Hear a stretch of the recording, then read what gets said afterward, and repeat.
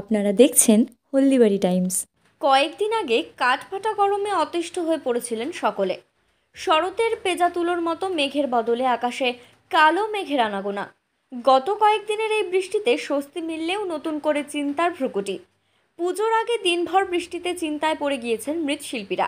বর্তমানে হলদিবাড়ি ব্লকের প্রতিটি প্রতিমা তৈরির কারখানায় শিল্পীরা নির্দিষ্ট সময়ে প্রতিমা তৈরির কাজ শেষ করতে ব্যস্ত, কিন্তু বৃষ্টি হওয়ায় তারা চিন্তিত।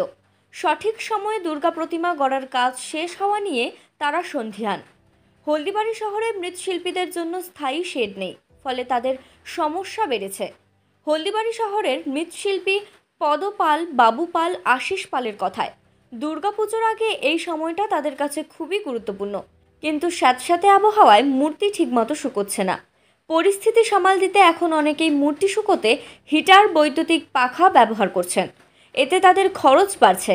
স্থায়ী শেড না থাকায় বৃষ্টি এলেই তারা কাজ বন্ধ করে দিতে বাধ্য হন।